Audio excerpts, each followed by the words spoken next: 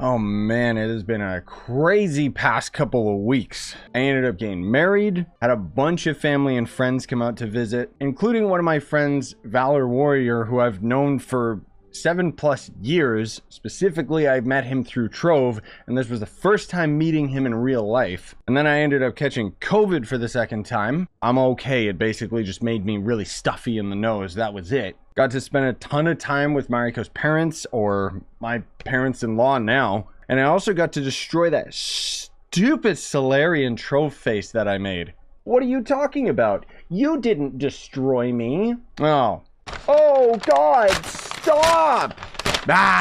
It was me the whole time. And to top things all off, we ended up having the Boomeranger Rework update end up coming out while I was busy.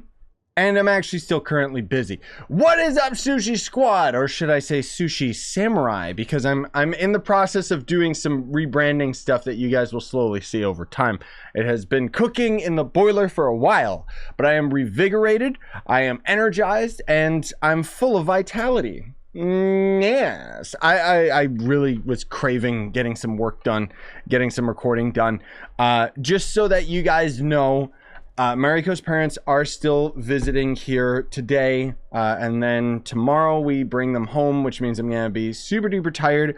I'm actually recording this video last night though, so my point is that we're going to end up having the Boomeranger patch notes today, and then we're also going to end up having a couple other pre-recorded videos that I had before I ended up going on this break, because for those of you that don't know, I ended up getting married. Yay, there's my ring. It's black like my soul.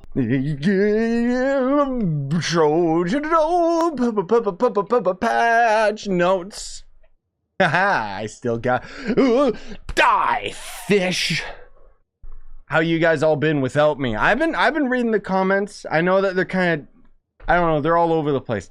Hi, I'm hoping to end up streaming sometime next week. I have videos stockpiled until the 13th, I think, but I'll probably start streaming before then. There's a couple other games that are also going to be coming out this week over the next couple days, which I'm very excited about. I know nobody else is going to care about them, but I'm still very excited about them. The point is that we're going to slowly ease in to me coming back and, you know, having regular videos and stuff like that, because it's been a wonderful time. It's been a wonderful break, and I still got to end up taking some extra time to work on the wedding video / vlog. I'll probably end up having 2 specific videos, one of them focusing on our marriage specifically. However, I didn't get nearly as much footage of that event as I thought that I would. All I ended up getting was a bunch of pictures from the photographer, because obviously I myself was very busy getting married, so it's not like I could have my phone out recording stuff. But anyways, that's just a quick little recap of what's been going on with me. How have you been? Hopefully good. Let's talk about the Boomeranger update. So just as a quick summary, what this update is going to end up entailing as we end up going through the patch notes is there's a Boomeranger revamp, user experience updates, Chaos Crafter updates with new costumes that we talked about in another video, new dungeons, new styles, new decorations, and many more additional updates. Yeah, we'll see about that. I may be feeling pretty dang good about myself right now, but that doesn't mean that I'm not going to be a critical nerd when it comes to Trove stuff. So let's swap over to your boy just because of the sake of, oh God. Where's his hat and weapon? Anyways, let's talk about the Boomeranger changes themselves. Now, for those of you that don't know, I already have a couple videos that ended up covering the changes with the Boomer. Most of all, you know, those were on the test server, so obviously some stuff has changed now that this is on the live server, but generally speaking, the playability of the character is the exact same as far as I know. Yes, there we go. We got your boy, the hero pack. You guys remember this old mod that I ended up making? The hair doesn't really work, but either way. And then the little Navi fairy that's floating around, that was actually made by your boy Chronicle, who is the modder that ended up making all of the amazing boss radar mods and junk like that. Sorry about the rambling. It just, it's such a throwback, dude. Now I can actually play on the Boomer and feel cool, because I'm not a big fan of most of its costumes, but anyways, I use no.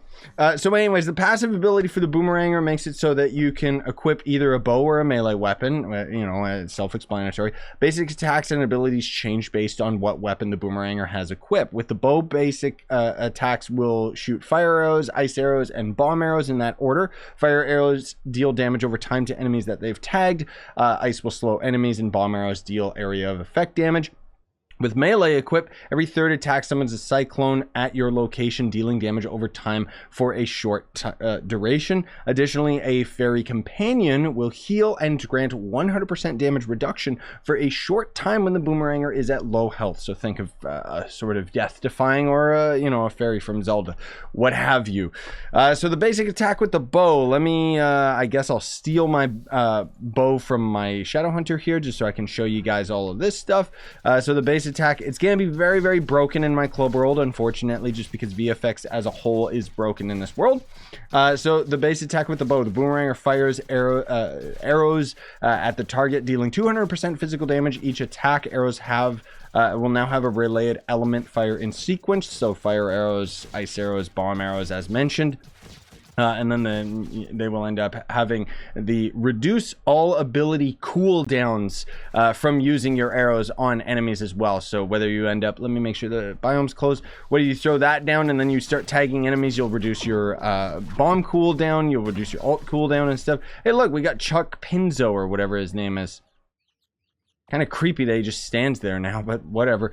And then there's going to end up being the melee version of the character. So the Boomeranger melee attack deals 200% physical damage each swing. Every third swing, the Boomeranger will perform a spin attack that summons a cyclone, which will deal 250% physical damage every 0.5 seconds for 1.5 seconds. So it basically can trigger 1, 2, 3 times before it dissipates.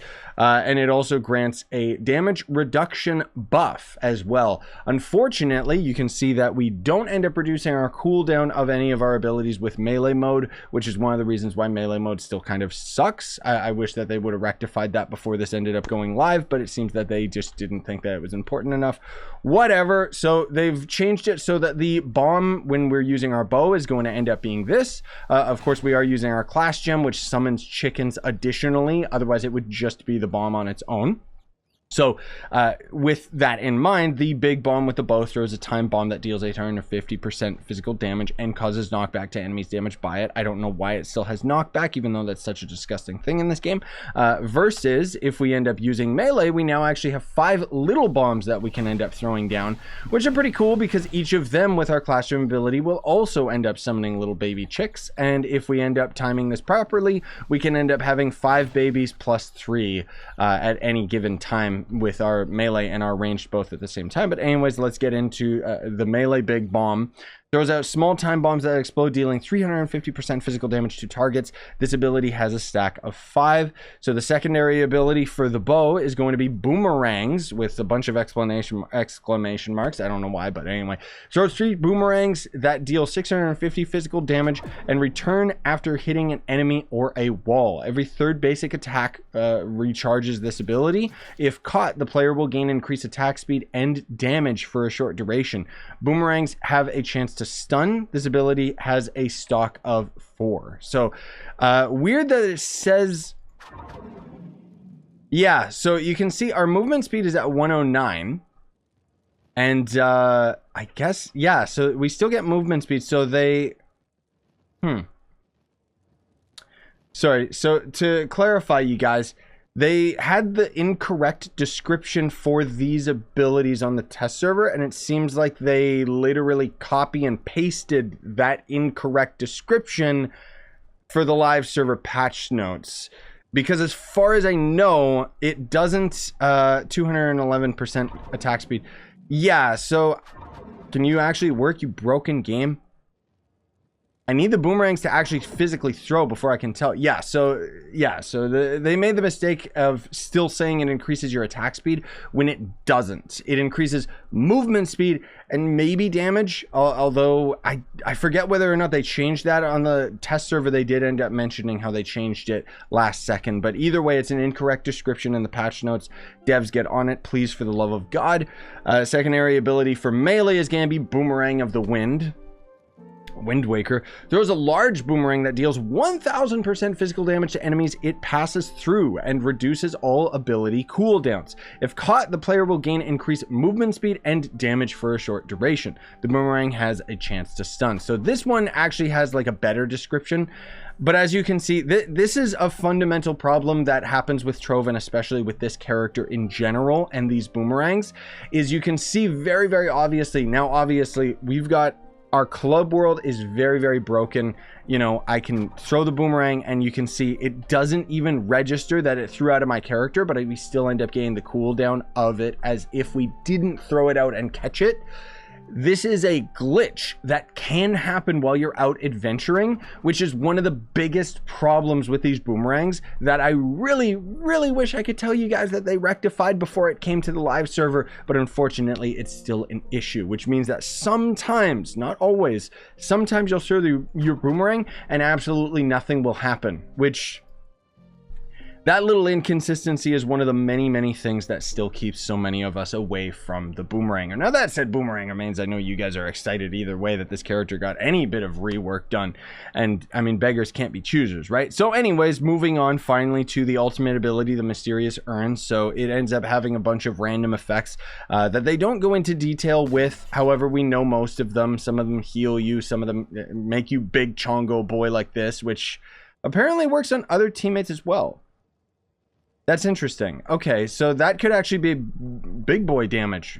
Quite literally, big boy damage. Because it ends up increasing your damage. There's another ability that can summon Chuck Pinzo and summon a bunch of giant chickens and stuff like that. It's pretty cool. So Class Gem affects the bomb ability. So Bach Bomb with the bow throws a time bomb that deals 950% physical damage and causes knockback to enemies damaged by it. These spawned chickens will attack enemies for a brief duration. And then the Bach Bomb for melee throws out a small time bomb that explodes, dealing 450% physical damage to targets. These spawn chickens will attack enemies for a brief duration, and the ability still has 5 stock. So, you know, generally speaking, those chickens are really, really powerful, but unfortunately, they don't follow the player in any way, shape, or form. So if you miss with your bombs, or if you wander off to the next dungeon, these things are basically useless, which makes the Boomeranger not super duper ideal for speed farming or just farming dungeons in general. I mean, for the most part, you can get through most of it with just your basic attacks anyways, so it's not that bad, but it is something to keep in mind. So they also fixed a bug where some costumes for the Boomeranger were not using the correct Bach Bomb models. They reduced the sound of the blast bow explosion, which is still the best way that you can end up building the Boomer right now, which will probably have to end up having updated tutorials on how you end up building the Boomer, but generally speaking, you know, the way that you build him now is just with the hidden ring effect of the bow is still going to end up being the strongest, because unfortunately melee did not get the amount of love that it deserved. So moving on to the new user experience updates. So the tutorial has undergone adjustments to improve flow and reduce points of confusion. Yellow arrows in the tutorial have been replaced with purple arrows because the game is kind of rebranding. If you haven't noticed, Game Ago is swapping away from that disgusting puke green color that's been associated with Trove and focusing more on purple. I wonder why. No, it's got nothing to do with me. It's just got to do... I don't know why they're changing it, but I approve of it because purple is one of my favorite colors.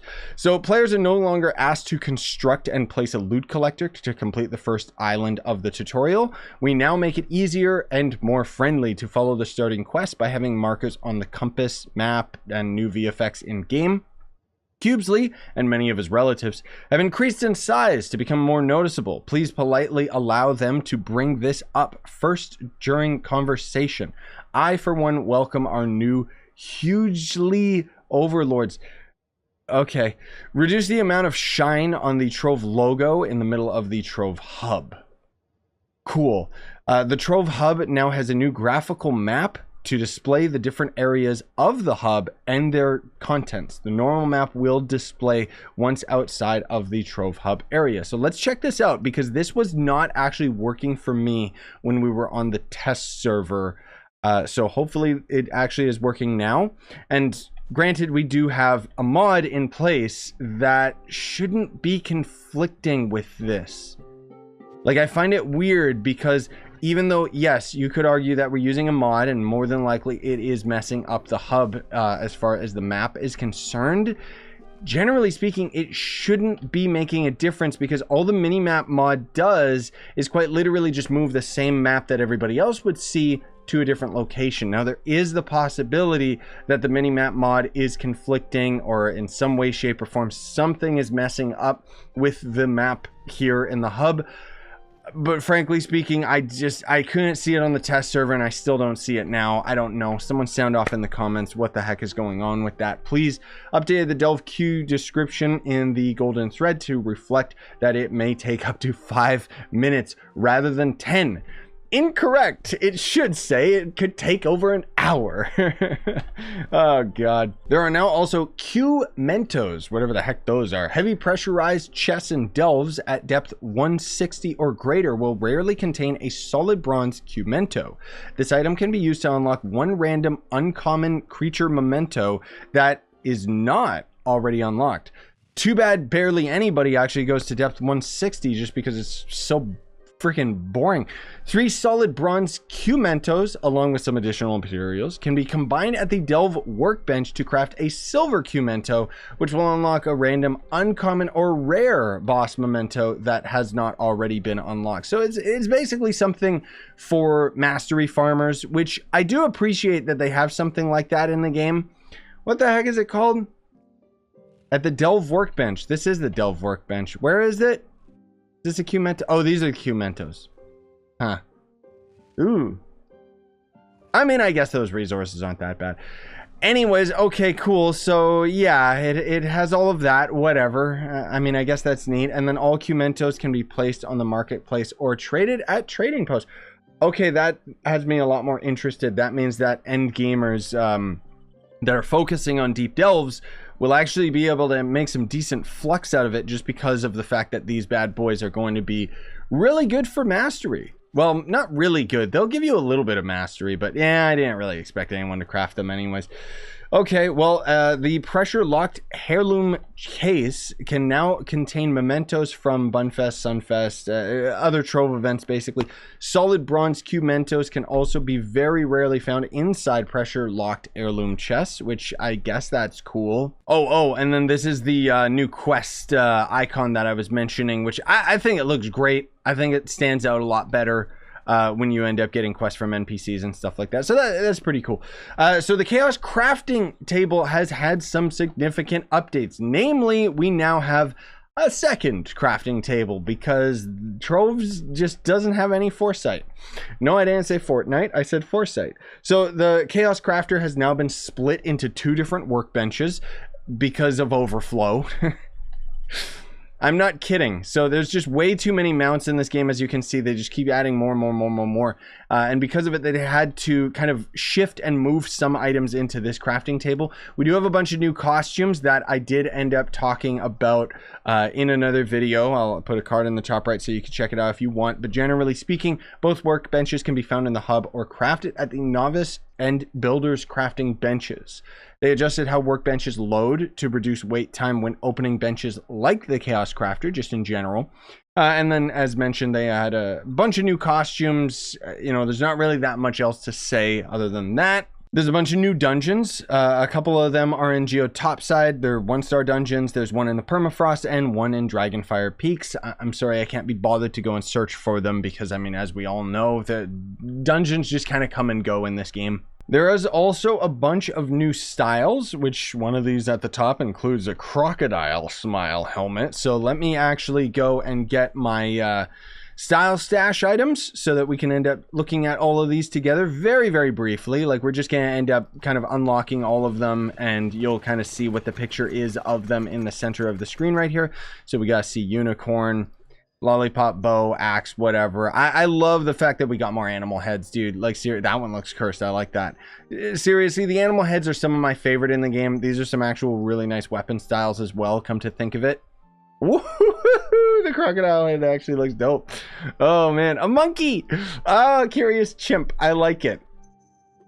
These are really good styles, man. It's not often that we get styles, so when we do get them now, usually they're like really, really good. I guess that's going to be all of them though for the style section. So there is going to end up being a couple new decorations. One of them being a dusky lantern in the cursed table right here. They actually do have them at the bottom because they are brand new.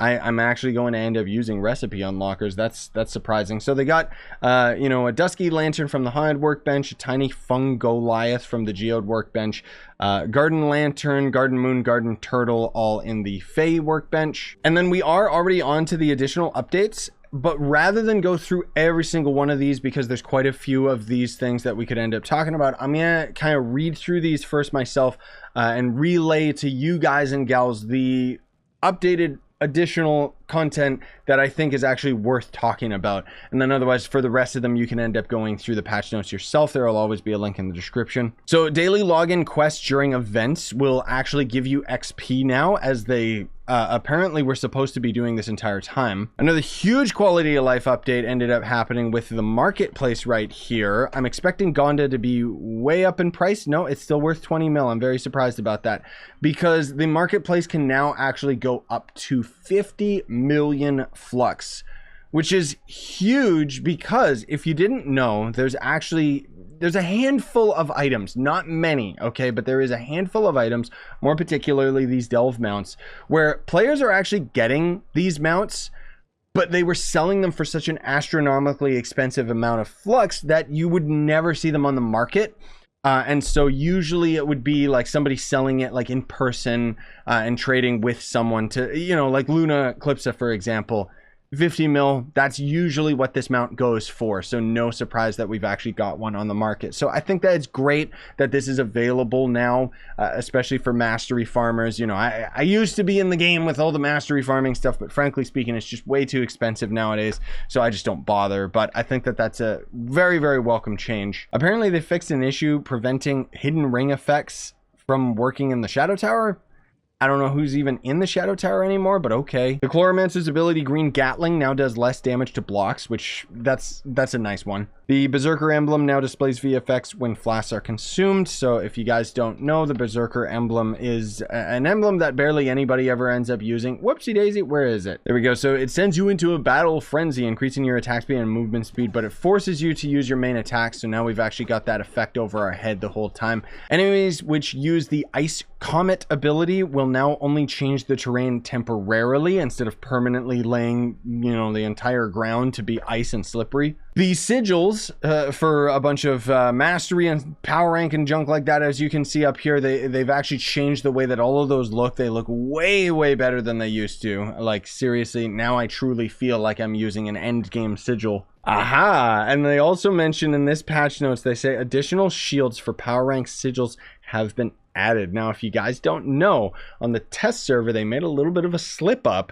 and they mentioned that they ended up adding more sigils for power rank up to 50,000 power ranks. So they don't seem to be drawing attention to that in the actual main update. And I know why, because obviously it makes us question what exactly do they have in store for us that is going to allow players to get to 50,000 power rank.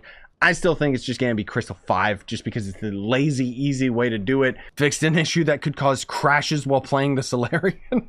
Fixed an issue, this is weird, where trying to craft rings in a higher ranked Uber world as a lower power rank character would prevent the craft from succeeding. What weird bugs, dude. Dragon challenges asking players to complete dungeons in specific biomes will now correctly advance in U10 and U11 worlds, giving a ×6 bonus multiplier. I haven't done a dragon challenge in probably a couple years. I didn't know that they didn't work in U10. Delve Shadow Key fragments will also drop from U11 Geode Surface dungeons, which I didn't know that that wasn't dropping either. I mean, I got plenty of fragments, but still, it's nice that they fixed that. And then here's another very, very big one for you guys. So the small chests in Sundered Uplands 5-star dungeons can now very rarely drop crystal gear.